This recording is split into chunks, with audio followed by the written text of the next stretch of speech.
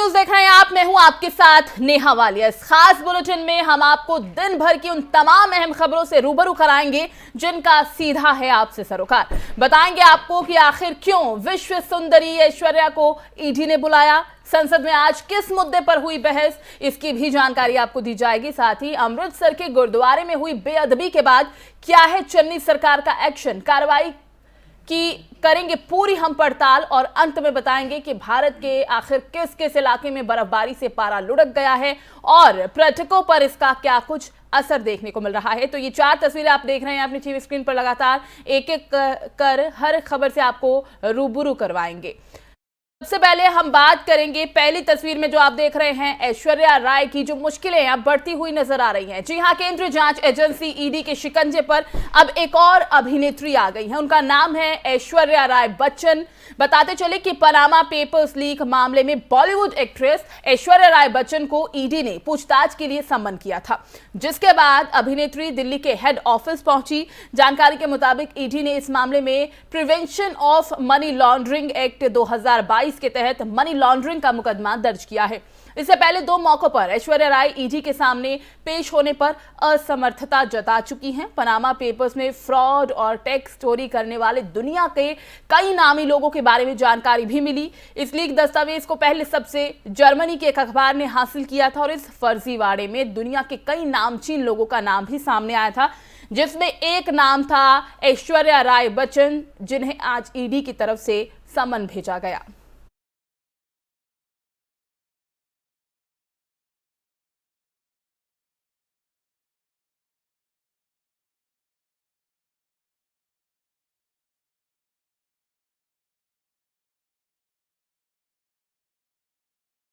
बढ़ते आगे, यूपी में रेड पर राजनीति अब भी गर्म है, क्योंकि रेड अब तक जारी है। मऊ के राजीव राय के ठिकानों पर छापेमारी शनिवार रात ही खत्म हो गई थी, लेकिन बाकी शहरों में अखिलेश के करीबियों पर इनकम टैक्स विभाग का छापा मारना लगातार जारी है। इसी वजह से यूपी की राजनीति में यह मुद्दा भी छाया हुआ है। अखिलेश यादव और बीजेपी नेताओं के बीच वार पलटवार का फिलहाल ये सबसे बड़ा मुद्दा है, जिस पर अब अखिलेश को कांग्रेस की प्रियंका गांधी का साथ मिल रहा है। प्रियंका गांधी ने कहा, सच है बीजेपी की केंद्र सरकार केंद्रीय एजेंसियों का गलत इस्तेमाल करती है। मेरे साथ भी यही किया था। ये सरकार अपनी एजेंसियों का ऐसे ही इस्तेमाल करती है, जहां चुनाव होते हैं वह किसी न किसी को प्रताड़ित किया जाता है। और इस छापे के बारे में ज्यादा पता नहीं, लेकिन केंद्र सरकार एजेंसियों का दुरुपयोग करती है। प्रियंका गांधी ने यह बात कही है। और आपको बता दें कि अखिलेश यादव या समाजवादी पार्टी की तरफ से भी बड़े बड़े चेहरे यही बात कहते नजर आ रहे हैं। आईटी विभाग की जो छापेमारी की जा रही है, इसकी वजह से कह सकते हैं उत्तर प्रदेश में सियासी भूचाल आ चुका है। इस खबर पर ज्यादा जानकारी के साथ हमारे संवाददाता अमान हमारे साथ जुड़ चुके हैं लाइव। अमान, तो जिस तरह से हम देख पा रहे हैं कि अब ये एक बहुत बड़ा मुद्दा बन चुका है, ये जो छापेमारी की जा रही है, इस पर फिलहाल अपडेट क्या मिल पा रही है? अमान, आवाज मिल रही है आपको?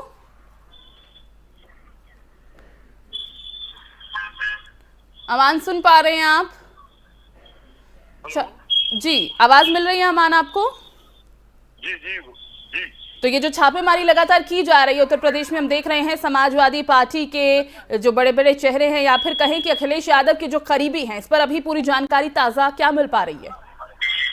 जी देखिए, जिस तरह से शनिवार को समाजवादी के 4 बड़े नेता और अखिलेश यादव के करीबी माने जाने वाले इन लोगों पे जो छापेमारी जिस तरह से आईटी की हुई है और लगातार पूरे दिन कार्रवाई चली है और इन नेताओं ने पूरा सहयोग भी बताया, ऐसा बताया जा रहा है किया है। और जो आईटी की टीम आई थी, जिन्होंने घर को पूरी तरह से जो जिस तरह से उनका प्रोसेस होता है एक टीम का जो छापेमारी का, उस तरह से पूरी प्रतिक्रिया की है। और लगातार इस तरह से जिस तरह से नेताओं का कहना है कि चुनाव करीब आ रहे हैं, चुनाव करीब को लेके इस तरह की कार्रवाई हम समाजवादियों पे की जा रही है। तो जिस तरह से हमें जो जानकारी ये भी मिली है कि किसी भी तरह का कोई आप कांटेक्ट किसी से नहीं कर पा रहे हैं, जो भी जहां पर भी छापेमारी चल रही है, कोई अंदर से बाहर नहीं आ सकता, बाहर से अंदर नहीं जा सकता, बहुत सारे प्रोटोकॉल जिन्हें फॉलो किया जा रहा है। देखिए, ये तो साफ तौर पे जिस तरह से आईटी की छापेमारी चलती है तो उनका ये प्रोटोकॉल ही होता है उससे ना कोई अंदर से बाहर आ पाएगा और ना कोई अंदर बाहर वाला व्यक्ति अंदर जा पाएगा। बिल्कुल। और वहाँ पे जो मोनोपॉल्स वगैरह की चीजें भी होती हैं उनको ब्लॉक कर दिया था, जिस तरह से जो भी उनके दस्तावेज है या उनके द्वारा खरीदी गई प्रॉपर्टी या और भी तमाम चीजें हैं जिनकी जानकारी IT निकालती है और पूछताछ करती है जिसको लेके। ठीक है अमान, आप नजर बनाए रखें, हम आपसे और भी अपडेट लेते रहेंगे। तो जिस तरह से अब छापेमारी की जा रही है उसके बाद आप अंदाजा लगा सकते हैं कि उत्तर प्रदेश में अब ये एक बड़ा मुद्दा बन चुका है। अखिलेश यादव कहते हैं कि चुनाव सर पर है इसलिए ये छापेमारी कराई जा रही है और हम पहले से तैयार भी थे, लेकिन बीजेपी का कहना है कि चोर की दाढ़ी में तिनका, अगर आपको डर है इसीलिए आप इस तरह की बातें बना रहे हैं। लेकिन प्रियंका गांधी भी ये कह रही हैं कि हमारे साथ भी ऐसा ही हुआ है, सरकार एजेंसियों का गलत इस्तेमाल करती आई है और इस बार फिर से वही किया जा रहा है। बढ़ते हैं आगे। पंजाब कांग्रेस के मुखिया नवजोत सिंह सिद्धू ने आम आदमी पार्टी के प्रमुख और दिल्ली के मुख्यमंत्री अरविंद केजरीवाल को ढोंगी कहकर पुकारा और उन्हें अगले साल की शुरुआत में होने जा रहे पंजाब विधानसभा चुनाव से पहले बहस की चुनौती भी दी है। तलख शब्दों में किए गए एक ट्वीट में नवजोत सिंह सिद्धू ने दिल्ली के मुख्यमंत्री अरविंद केजरीवाल का नाम लेते हुए उन पर अकाली दल के बादलों से मिली भगत का आरोप लगाया है और हाल ही में वापस लिए गए विवादित कृषि कानूनों को लेकर भी निशाना साधा है। सिद्धू ने लिखा, भगवंत मान मुख्यमंत्री नहीं है जो बादलों के ब्लैक लिस्टेड विधायक दीप मल्होत्रा के साथ शराब माफिया चला रहा है, वो नहीं था जिसने काले कृषि कानूनों को दिल्ली में अधिसूचित किया था। दिल्ली एयरपोर्ट के कुमाऊं रूटों पर बादलों की बसों को कौन अनुमति दे रहा है? आकर मुझसे बहस करो ढोंगी। माना जाता रहा है कि एक वक्त में नवजोत सिंह सिद्धू और अरविंद केजरीवाल के बीच ये चर्चा भी हुई थी कि सिद्धू उनकी पार्टी में शामिल हो सकते हैं, लेकिन अब पिछले कुछ हफ्तों से वो एक दूसरे के खिलाफ आरोप प्रत्यारोप का खेल खेल रहे हैं।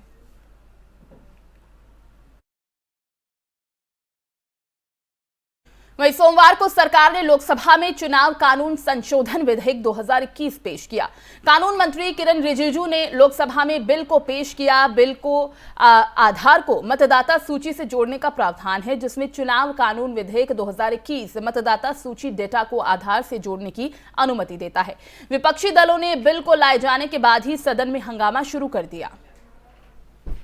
मैं आपके माध्यम से सदन को जानकारी देना चाहता हूं कि इस देश में अगर सरकार कोई कदम उठाते हैं जिससे जो पीपुल्स रिप्रेजेंटेशन एक्ट में ये कहा गया है कि इलेक्शन का जो इलेक्टोरल रोल होता है तो वो क्रेडिबल होना चाहिए ताकि इलेक्शन ही साफ तरीके से क्रेडिबल हो, और साथ साथ सेक्शन 17 पीपुल्स रिप्रेजेंटेशन एक्ट 1950 में कहा गया है no person to be registered in more than one constituency, no person shall be entitled to be registered in the electoral roll for more than one constituency. तो सरकार यह कोशिश करता है कि बोगस वोटिंग रुकना चाहिए और फेक वोटिंग, नकली वोटिंग। राष्ट्रीय स्वयंसेवक संघ के सरसंघचालक डॉक्टर मनमोहन भागवत ने धर्मगुरु दलाई लामा से मुलाकात की। दोनों शख्सियतों के बीच लंबी बातचीत चली। दोनों के बीच बंद कमरे में 40 से करीब 50 मिनट तक ये बातचीत हुई है। बताया जा रहा है कि मोहन भागवत ने धर्मगुरु दलाई लामा को गणेश की मूर्ति भी भेंट की है। कोरोना महामारी समेत अन्य अंतर्राष्ट्रीय मुद्दों पर भी दोनों के बीच चर्चा हुई।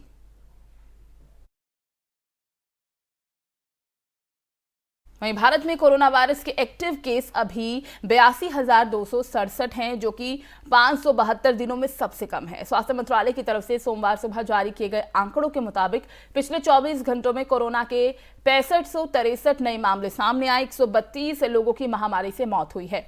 8,077 लोग कोरोना से ठीक भी हुए हैं, यानी कि 1646 एक्टिव केस कम हुए हैं। देश में जानलेवा कोरोना के ओमाइक्रॉन वेरिएंट की आफत अब बढ़ती जा रही है। अब तक 150 केस सामने आ चुके हैं। कोरोना महामारी की शुरुआत से लेकर अब तक कुल 3,47,46,838 लोग संक्रमित हुए हैं।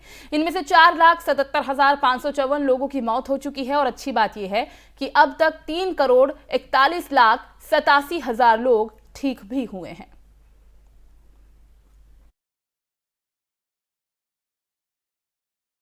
वहीं बिहार के गोपालगंज में छेड़खानी का विरोध करने पर एक सिरफिरे आशिक ने छात्रा पर चाकू से हमला कर दिया, जिसके बाद इलाके में अफरा तफरी का माहौल हो गया। सिरफिरे शख्स ने 8वीं कक्षा की छात्रा पर करीब 13 सेकंड में 8 बार चाकू से वार किया है।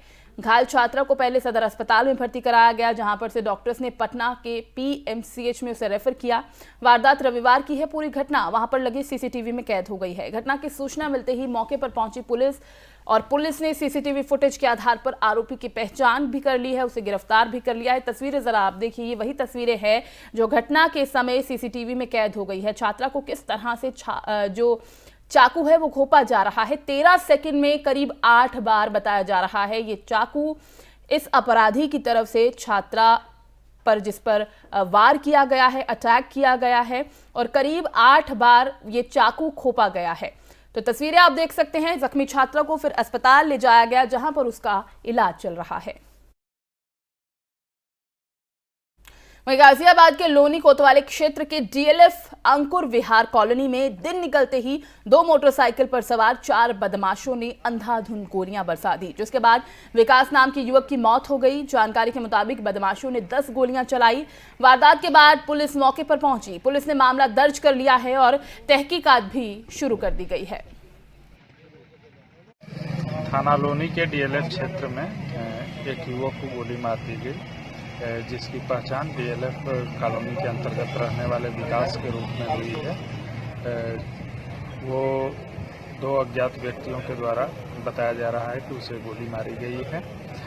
सभी सीसीटीवी फुटेज आदि चेक किए जा रहे हैं और जल्दी ही घटना का अनावरण किया जाएगा।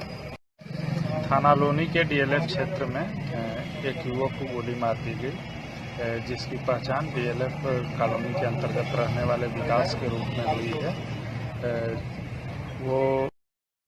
वही असम के धुबरी जिले से एक चौंकाने वाला वीडियो सामने आया है। सोशल मीडिया पर वीडियो जमकर वायरल हो रहा है। इसमें एक हाथी शख्स को दौड़ाता हुआ नजर आ रहा है। आसपास कुछ और भी लोग हैं जो हाथी को भगाने के लिए ऊंची आवाज लगा रहे हैं, लेकिन तेज रफ्तार में दौड़ता हाथी आगे आगे भागते शख्स को पैरों तले कुचल देता है। आप तस्वीरों में देखिए हाथी किस तरह से एक शख्स को कुचल दे रहा है। घायल शख्स को अस्पताल में भर्ती कराया गया, जहां उसका इलाज जारी है। ये वाकया करीब 18 दिसंबर का है। वन विभाग के अधिकारियों का कहना है कि उस हाथी को जंगल की ओर खदेड़ दिया गया।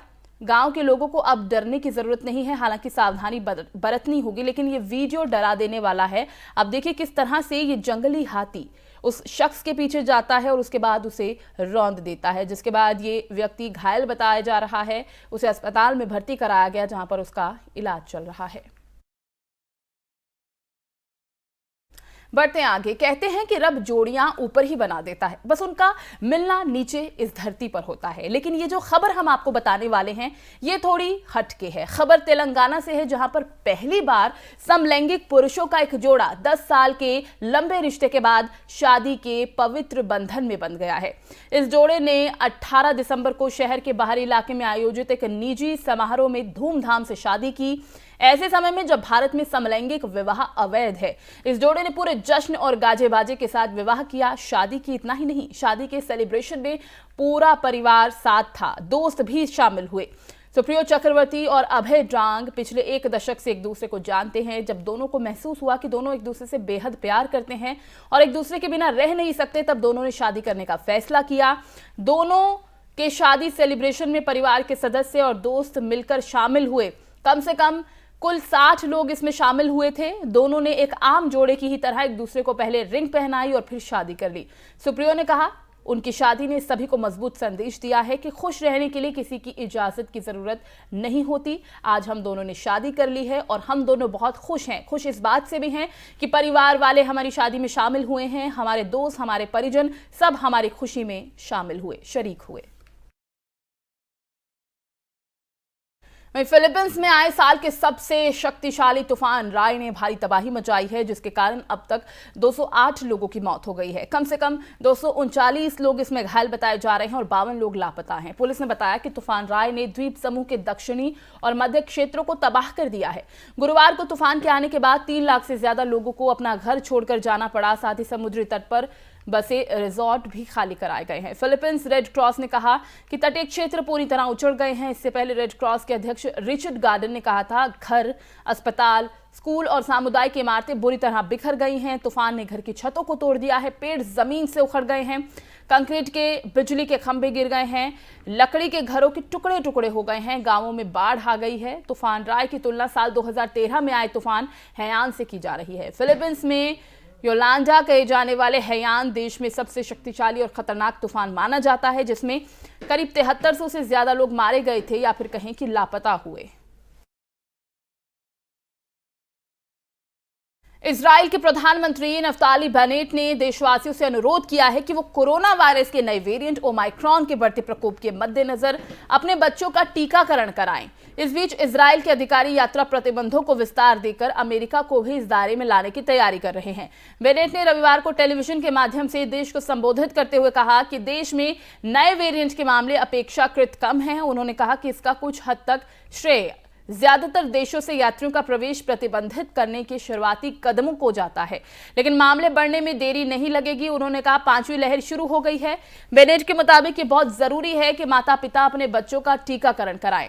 इजराइल में पिछले महीने 5 साल से 12 साल तक के बच्चों का टीकाकरण शुरू हो गया है। इजराइल में इस साल की शुरुआत में टीकाकरण शुरू होने के बाद देश की कुल 93 लाख आबादी में से 41 लाख से ज्यादा लोगों ने फाइजर या फिर कहे कि बायोटेक के वैक्सीन के तीसरे खुराक यानी तीसरे डोज ले लिए हैं। देश में ओमाइक्रॉन संक्रमण के अब तक करीब 134 मामले सामने आए हैं। इजराइल ने ओमाइक्रॉन का संक्रमण फैलने से रोकने के लिए पिछले महीने अपनी अंतर्राष्ट्रीय सीमाएं भी बंद कर दी थी।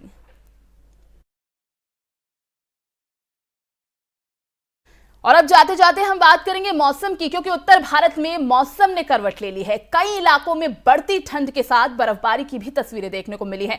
मौसम में अचानक आया परिवर्तन पर्यटकों को भी अपनी तरफ लुभा रहा है। कश्मीर से लेकर हिमाचल तक कड़ाके की ठंड है, मुसीबत भी खड़ी हुई है, तो वहीं हल्की बर्फबारी टूरिज्म के लिहाज से राज्यों को फायदा पहुंचा रही है। तस्वीरें आप देख रहे हैं, 4 तस्वीरें हैं आपकी टीवी स्क्रीन पर। हिमाचल, जम्मू कश्मीर, उत्तराखंड और लद्दाख की। देखिए किस तरह से यहाँ पर जो मौसम है वो बर्फीला हो चुका है। गुलाबी सर्दी को भी यहाँ पर महसूस किया जा सकता है। कहीं कहीं बर्फ की चादर बिछने के कारण यातायात में थोड़ी तकलीफ भी देखने को मिली है। हाईवे पर गाड़ियां भी फंसी हुई हैं। कई बाजारों में बर्फबारी का लोग लुत्फ उठा रहे हैं, तो कई दिक्कतों का सामना करना पड़ रहा है, क्योंकि कह सकते हैं जहां जहां भी आप चारों तस्वीरों में देख सकते हैं, श्रीनगर हो, लद्दाख हो, चमोली, मनाली, यहां पर पर्यटक साल भर इंतजार करते हैं इस मौसम का कि कब पहाड़ों में बर्फबारी होगी और कब हम यहां पर जाएंगे। मौसम का लुत्फ उठाने के लिए स्नोफॉल का इंतजार उनकी तरफ से किया जाता है। एक तरफ वहां पर रह रहे लोगों के लिए भी फायदेमंद होता है, क्योंकि पर्यटक भारी संख्या में पहुंचते हैं और उनका कारोबार ऐसे में बढ़ता है। लेकिन फिलहाल एक तरफ लोग एंजॉयमेंट अपना यहाँ पर पूरा कर रहे हैं, एंजॉय पूरा कर रहे हैं, लेकिन दूसरी तरफ ख्याल रखने वाली बात यह भी है, जहाँ एक तरफ सर्दी बढ़ रही है वहाँ पर दूसरी तरफ ओमाइक्रॉन का खतरा भी बढ़ रहा है। ऐसे में अपील आप लोगों से यही रहेगी, गुजारिश यही रहेगी कि आप लोग कोशिश करें कि ज़्यादा जहाँ पर भीड़ भाड़ हो वहाँ पर आप लोग कम ही जाएं, क्योंकि अभी करीब 150 से ज्यादा मामले ओमाइक्रॉन के आ चुके हैं। लेकिन फिलहाल आप 4 तस्वीरें देख रहे हैं श्रीनगर, लद्दाख, चमोली, मनाली से, और यहां पर पर्यटक पहुंच रहे हैं भारी संख्या में। बर्फबारी ने दूसरी तरफ कड़ाके की ठंड को भी बढ़ा दिया है। मैदानी इलाकों में आप महसूस कर पा रहे होंगे कि बीते 3 से 4 दिन में मौसम ने करवट ले ली है। काफी ठंडा मौसम हो चुका है और सर्द हवाएं भी चलने लगी हैं, और इसका पूरा श्रेय कह सकते हैं कि ये जो बर्फबारी है उसको जाता है। बर्फबारी की वजह से, स्नोफॉल की वजह से मैदानी इलाकों में ठंड बढ़ गई है। इस बुलेटिन में फिलहाल बस इतना ही। बाकी खबरों के लिए आप देखते रहिए FM न्यूज़। नमस्कार।